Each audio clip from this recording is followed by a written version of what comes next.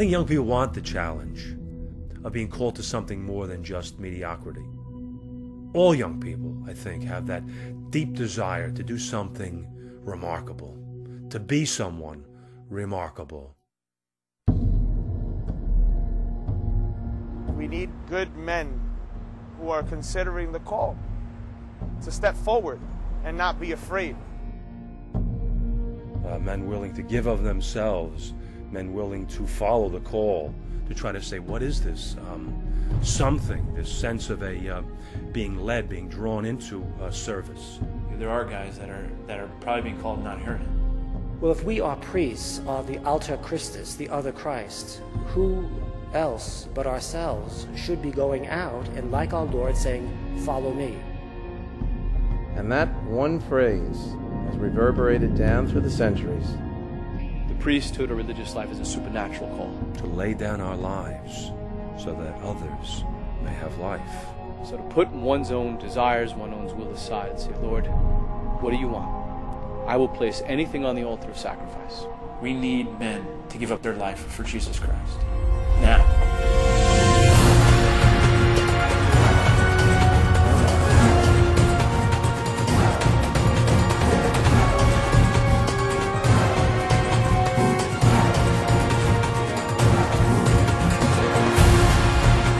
The more priests that are out there, the louder the message will be.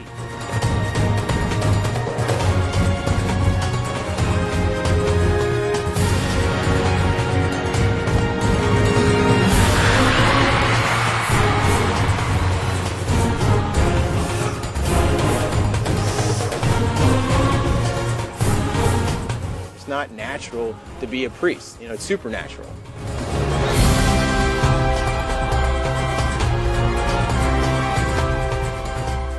So we've got to go out and fish for the people. We've got to take up Jesus on his word. I'll make you fishers of men.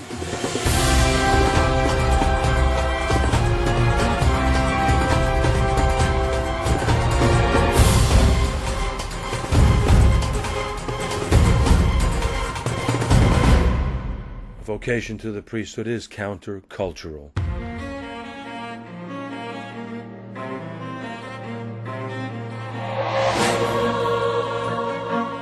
Our present culture is a noisy culture. We're loaded with TV, music, we're loaded with sound, we never get rest. We've got the computer, and it's distractions. Young people are entering into a society and into a culture not centered on God and on godly values. The battles that the young people have to face in our society, drugs, immorality, the violence. I think people are searching after God, but they're looking in the wrong places. The greatest crisis right now in the world is the absence of God in our life. The world thinks of, someone living celibate. It mocks it, laughs at it, because their goal is do whatever you want, be free. Many young people today are fighting battles which myself and older generations never had to fight. If we have proper evangelization, then we have vocations. Where the church is important, the kids pick it up, like they pick up the language. Who's going to give the sacraments for the next generation? A culture and a culture affecting families lives further and further away from the Lord as the center of their life. It becomes harder and harder to hear that invitation and call from the Lord.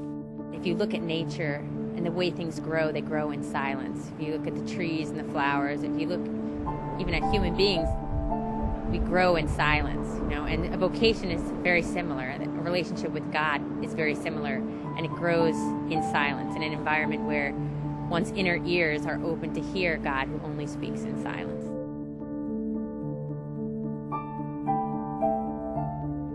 The church was very important. There's daily mass in the family, at the rosary every night. It was just a strong Catholic family. I guess from the time I was very young, I wanted to be a priest. Never thought of anything else. I was a professional baseball player for 8 years out of high school, which was a lot of fun for a kid from 18 to 26. And then I was a professional actor for the next 15 years. Not that I had great fame in either one, but I think I had a taste of enough of it to know how dangerous it can be.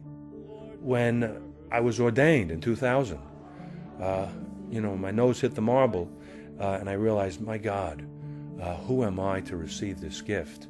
It is an opportunity to stand for change and to effect change anywhere in the world, any part of the world. The Catholic priesthood is an instrument for the change that the world needs today.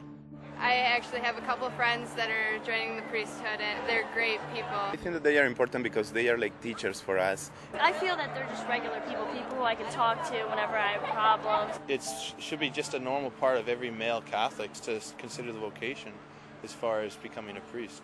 We need priests because without the priests we won't have the Eucharist. In a sense, they're role models that the youth can look up to.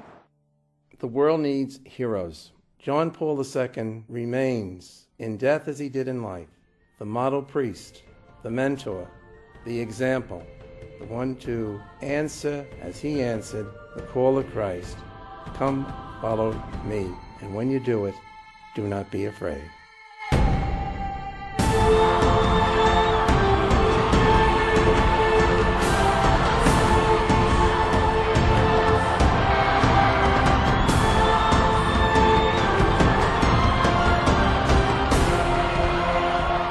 He was such a brilliant light, just shining in the world.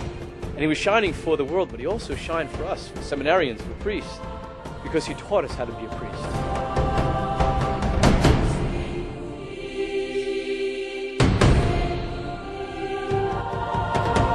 An actor, he was an athlete, he was good with people, he had a sense of humor, but with all these gifts, he gave it completely to God. Set for us such an example that so many men were drawn to the seminary, were encouraged, were given strength. People saw a man who was living his life to the full. He taught us that the priesthood was standing in the truth with love.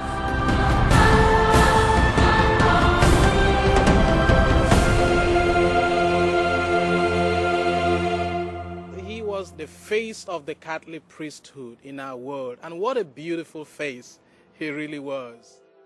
I often think of John Paul II as a child.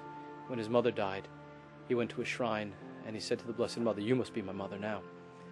And he carried that into his priesthood. And so every priest needs to re-echo his words of Totus Tuus Maria.